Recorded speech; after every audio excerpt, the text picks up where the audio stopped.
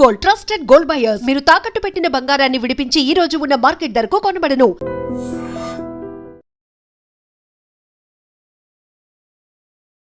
నమస్కారం, welcome to I dream. ధర్మ మార్గం విత్ విజిత కార్యక్రమానికి స్వాగతం.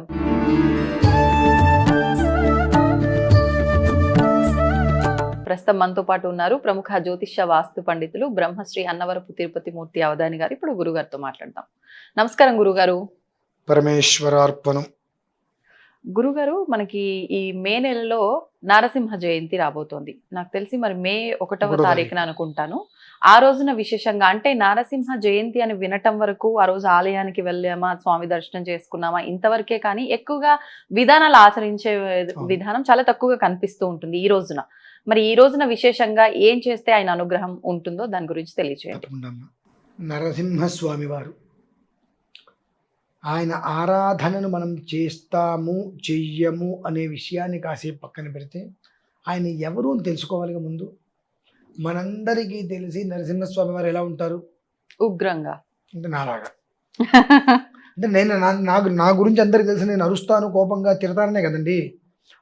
అంతవరకే తెలుసు. ఆయన ఉగ్రంగా ఉంటాడు, మహాకోపంగా ఉంటాడు అని చెప్పి.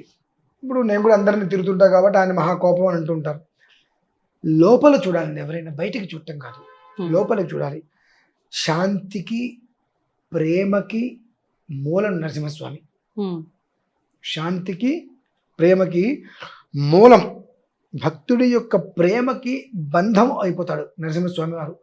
అంతటి శాంతమూర్తి ఆయన. చాలా విచిత్రంగా ఉంది కదా. అదే వినడానికి కొంచెం కొత్తగానే ఉంది. ఇంత పిల్లగాడు ఎవరండి ఆయన? ప్రహ్లాదుడు. చాలా చిన్న పిల్లగాడు. ఆ వయస్సుకి ఆయన ప్రేమతో భక్తితో ఎవరిని పిలిచాడు? స్వామిని. మరి ఆయన వచ్చాడు. ఆ ప్రేమకి భక్తికి వశమయ్యేగా. ఈ లాజిక్ ఎందుకు మర్చిపోతున్నాం మనం? అంత ప్రేమ మనం చూపిస్తామా? ప్రేమకి భక్తికి ఆయన ఏమన్నాడు? ఏనుగుల చేతి తొక్కిచ్చు ఆయన కాపాడతాడు. ఆయన కాపాడతాడు. విషం తాగిస్తా అయితే తాగుతా ఆయన ఉన్నాడు. కొండల మించి తోస్తా తోసే ఆయన ఉన్నాడు. అన్నిట్లకి నిరామయం, నాకేం సంబంధం లేదు, ఈ శరీరం నాది కాదు, ఆయన చూసుకుంటాడు. ఆయన మీద ప్రేమ, ఆ భక్తితోటి అంత పిల్లగాడు ఉండబట్టి స్వామివారు ఏకకాలంలో భయపడ్డాడు. తెలుసండి ఆయన. స్వామి భయపడ్డాడు. ఎందుకంటే వాళ్ళ నాన్నగారు, ఆ పిల్లగాడు తండ్రి హిరణ్యకశిపుడు గారు, నీ దేవుడు ఎక్కడున్నాడు చూపి అంటే, ఈ పిల్లగాడు ఏం చెప్తాడో తెలియక చెప్పిన దాంట్లోంచి నేను రాకపోతే ఆ పిల్లవాడికి భక్తి సన్నగిల్లుతుంది, ఆ ప్రేమ పోతుంది, ఆ ప్రేమలో నేను తరించలేకపోతాను అని చెప్పి ఏకకాలంలో కోట్ల రూపాయలు ఆయన తెచ్చాడమ్మా. ఆ స్తంభం చూపించాడు. ఆ నరసింహస్వామి ఎందుకు వచ్చాడండి? మరి ఇంకోళ్ళు ఎవరైనా రావచ్చు కదా అంటే, ఆ హిరణ్యకశిపుడు యొక్క మరణం అలాంటిది. ఆయన ఇలా కోరుకున్నాడు నరసింహస్వామి, హిరణ్యకశిపుడు. కాబట్టి ఆయన వచ్చారు హిరణ్యకశిపుని చీల్చాడు, చెండాడాడు, అయిపోయింది. మరి అంతటి ఉగ్రమూర్తి అయితే ఈ పిల్లగాని ఒళ్ళో ఎందుకు కూర్చోబెట్టుకుంటాడండి? అంత పిల్లవాడు, అతను ఒళ్ళో కూర్చోబెట్టుకున్నాడు తీసుకుని దగ్గరికి. మరి నిజంగా ఆయన ఆవేశపరుడు, ఉగ్రరూపుడు అయితే ఆ పిల్లవాడిని తెచ్చుకుని దగ్గర కూర్చోబెట్టుకుంటాడా? లేదు కదా. మనం అందరము కూడా ఒక మనిషిలో కానీ ఒక దేవుడిలో కానీ ఏం చూస్తున్నాం? నెగిటివ్. నరసింహస్వామి అనగానే ఆయన ఉగ్రం. ఆయన ఎవరైనా గట్టిగా నరసింహస్వామి గుళ్ళో ఉండేటువంటి ఎవరైనా గట్టిగా అరిచారనుకోండి, ఆయన నరసింహోపాసకుడు ఉంటారు. నరసింహోపాసకుడు సాధ్యమైనంతవరకు మౌనంగా ఉంటారు, మాట్లాడరు. నరసింహస్వామి ఉపాసకులు మీరు 100 విషయాలు అడిగితే చిరునవ్వు నవ్వి ఒక్కదానికి చెప్పినట్టు చెప్పి వదిలేస్తారు. అరవరండి. అది నరసింహ విధానం అంటే. నరసింహస్వామి వారి యొక్క అనుగ్రహము అంటే అలా ఉంటుంది. నరసింహోపాసన చేసేవాళ్ళు అరవరు, గొంతు చించుకొని మౌనంగా ఉంటారు. అమావాస్య చిమ్మ చీకట్లో 100 మంది పడుకుంటే ఎవరైనా ముఖం కాంతివంతంగా ఉంది అంటే అది నరసింహోపాసకుడు. ఆ ఒక్క మనిషి అక్కడ ఉన్నాడు కాబట్టి మిగిలిన వాళ్ళందరూ ధైర్యంగా పడుకుంటారు అక్కడ. ఆ యోగం అలా ఉంటుంది. ఆ నరసింహస్వామి వారు తలుచుకుంటే చాలండి, కష్టాలు తీసేస్తాడు. ప్రేమతో పిలిస్తే చాలు, మన వెన్నంటే ఉంటాడు ఎప్పుడు కూడా. కానీ మనము ఏంటంటే నరసింహస్వామి పుట్టినరోజు వచ్చినప్పుడు అలా వచ్చినప్పుడు ఏదో మనం చేసుకుంటూ ఉంటాం. కానీ నరసింహస్వామి వారిది స్వాతి నక్షత్రం. ఈ స్వాతి నక్షత్రం అనేటువంటిది ఏదైతే ఉన్నదో ప్రతి స్వాతి నక్షత్రం రోజు నాడు ఆయన్ని నరసింహస్వామి వారిని ఏదో మనం ఆరాధించాలి అంటే అంత విగ్రహం తీసుకురావక్కర్లేదు, ఏమో చేయక్కర్లేదు. ఇంట్లో ఒక చిన్న ఫోటో ఉంటే తులసి దళం తీసుకెళ్ళి నవగ్రహాపగండ మృత్యు వాస్తు రోగ వృశ్చికా ద్విభాడ భాగ్నికాననాగ్ని శత్రుమండల ప్రవాహ క్షుత్పిపాస దుర్కతస్కర ప్రయోగమిష్ప్రమాద సంకట సదా నృసింహ రక్షమాం ప్రభో అని మీరు ఒక దళం ఏంటి అక్కడ స్వామివారి దగ్గర తులసి దళం. నవగ్రహాపగండ మృత్యు వాస్తు రోగ వృశ్చిక ఇన్ని రకాలు ఇందులో చెప్పబడి ఉన్నాయి. నీకు నవగ్రహాలతో పీడింపబడుతున్నావా? నరసింహస్వామి దగ్గరికి ఇప్పుడు ఇది మంత్రమా శ్లోకమా అండి? నరసింహస్వామి శ్లోకం. ఆ శ్లోకం విను. ఈ నవగ్రహాపగండ మృత్యు వాస్తు ఈ దోషాలన్నీ ఉన్నాయి, అన్నిట్లోనే తీర్చి బయటపడేస్తాడు ఆయన. గ్రహము వాస్తు అపమృత్యు అన్ని వచ్చాయి ఈ శ్లోకంలో. నవగ్రహాపగండ మృత్యు వాస్తు రోగ వృశ్చికా ద్విభాడ భాగ్ని కాననాగ్ని శత్రు మండల. శత్రు అంటే ఎవరు? మన దగ్గర ఉపకారం పొంది మన దగ్గర సహకారం పొంది మళ్ళీ మనకే తిరిగి ఎసరు పెడతా వాడు శత్రువు. అంటే ఏమిటి అంటే, ఇవాళ నేను మీ దగ్గరకు వచ్చి ₹1 అడిగా, మీరు ఆ రోజు మీరు గుర్తుపెట్టుకోవాలి, మీకు ఒక శత్రువు రెడీ అయ్యాడు. మీరు డబ్బు ఇచ్చినా ఇవ్వకపోయినా వాడు శత్రువే. ఇవ్వకపోతే ఇవ్వలేదని శత్రువు, ఇస్తే తిరిగి ఇవ్వకుండా అడిగితే శత్రువుతాం. కాబట్టి కొన్నిట్లో అంత్య నిష్ఠూరం కన్నా ఆది నిష్ఠూరమే. ఇలాంటి శత్రు మండలాలందరూ తీరుతారు, వాళ్ళందరి నుంచి కూడా ఆయన కాపాడతాడు.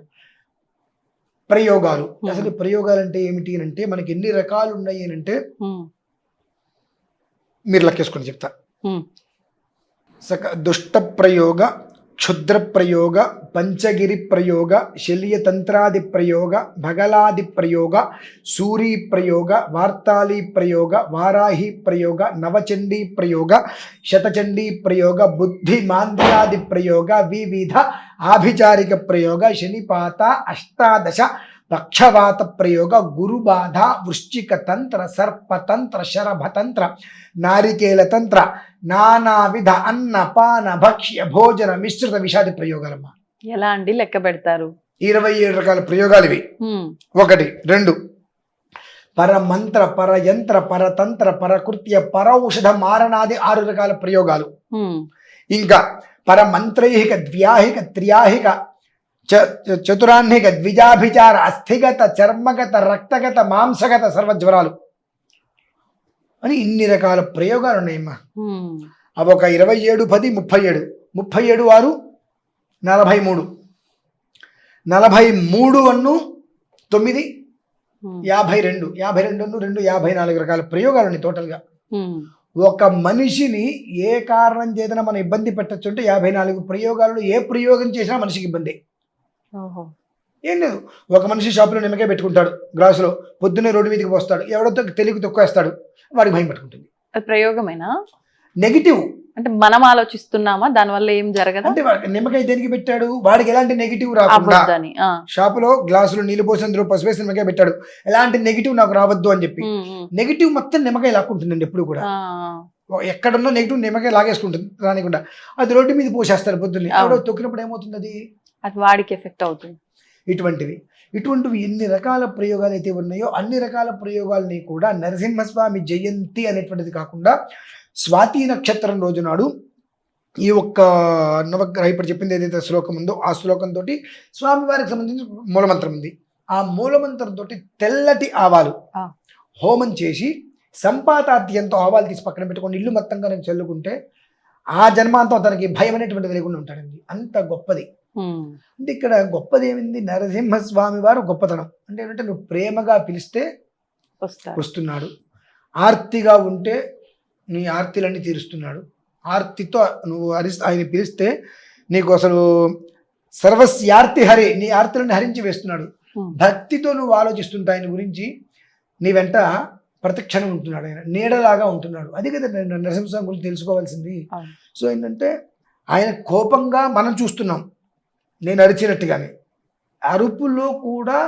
ఇప్పుడు మీ నాన్నగారు మిమ్మల్ని అరిచారు అనుకోండి, మీ మీద కక్ష, మీ అమ్మగారు మిమ్మల్ని అరిచారు, మీ మీద కక్ష, ప్రేమే. ఒక్కొక్క మనిషికి ఒక్కొక్క రకంగా ప్రేమని చూపిస్తారు.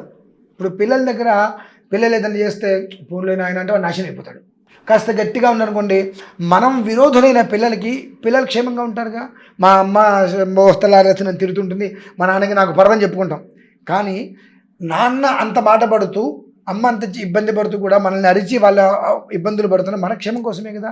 అలాగే నరసింహస్వామి వారు చూడటానికి మహోగ్రంగా కనిపిస్తారు కానివ్వండి, చచ్చే శాంతమూర్తి ఆయన. చాలా అంటే చాలా శాంతమూర్తి. ఆయన దగ్గరికి వెళ్ళి మీరు ఒక్క 10 నిమిషాలు కళ్ళార్పకుండా ఆయన ఇలా చూస్తూ ఉండండి, ఆయన ముఖంలో చిరునవ్వు మీకు కనిపిస్తుంది. మీరు నరసింహస్వామి ఫోటోలు ఉంటాయి కదా, ఇవన్నీ ఎందుకు నరసింహస్వామి ఫోటోలు ఉంటాయి, తీక్షణంగా పరిశీలించండి. ఆయన ముఖం ఇక్కడ మీసాలు ఉండేటువంటి పరిధిలో ఇదంతా కూడా ముఖం ఇలా సింహం మూతలాగా వచ్చినప్పుడు ఆ కేశాలు వస్తుంటాయి. ఆ కేశాలను అలానే చూస్తుంటే నవ్వు ముఖం అందులో కనిపిస్తుంది. ఓకే, మనం చూసే దాంట్లో ఉంటుంది. మనం చూసేదే నెగిటివ్ అయినప్పుడు మనకు వచ్చేవన్నీ కూడా నెగిటివ్ అవుతాయి. కాబట్టి ఆ చూసే విధానం మనం మార్చుకుంటే మనకు వచ్చేటువంటిది మొత్తం జీవితం మారిపోతుంది. అది నరసింహస్వామి వారి దగ్గర ఉన్న గొప్పతనం. కాబట్టి స్వాతి నక్షత్రం నరసింహస్వామి జయంతి ఓకే, స్వాతి నక్షత్రం ప్రతి నెల వస్తుంది. ప్రతి నెల స్వాతి నక్షత్రం రోజు నాడు ఒక్క అరగంట మన భారతీయ శంకరపీఠం ఉంది. మన భారతీయ శంకరపీఠంలో నరసింహస్వామి జయంతికి ఆరాధన చేస్తాం.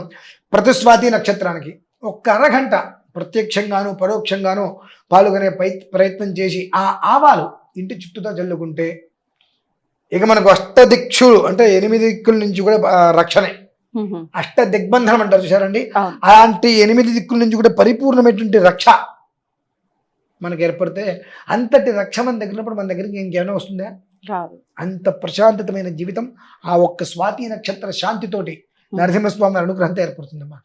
గురుగారు, ఇప్పుడు ఆవాలు చల్లితే అంత బాగుంటుంది అన్నారు. ఊర్లలో అంటే గ్రామాల్లో అంటే ఓకే, ఇంటి చుట్టూ మన ఇల్లు మనకే సొంతంగా ఉంటుంది కాబట్టి చల్లేసుకుంటాము, ఇబ్బంది లేదు.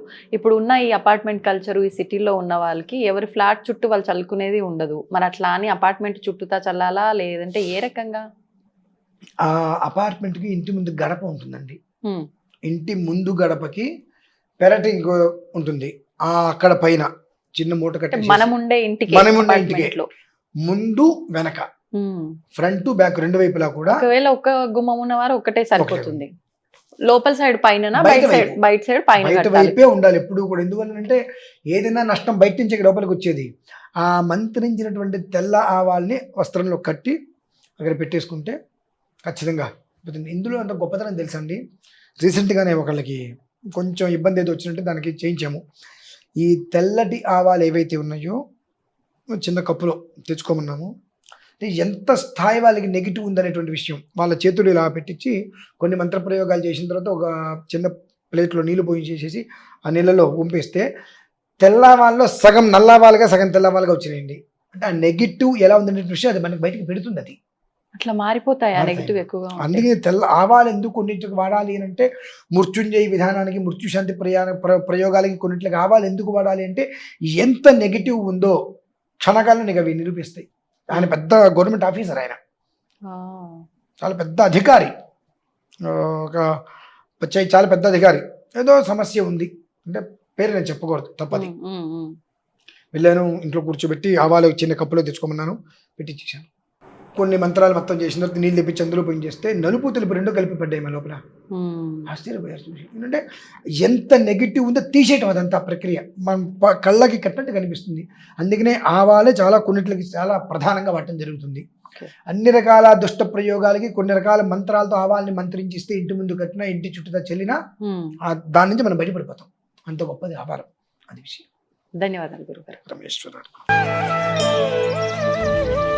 తవ్వండి, తవ్వుతూనే శివలింగం. సరే, దాన్ని అట్లా కప్పేసేయండి, చూపించదండి. Krishna is there. మూర్తి పూజ కాదు, సాక్షాత్ బ్రజేంద్ర నందన భగవాన్ ఉన్నారు మూర్తిలో.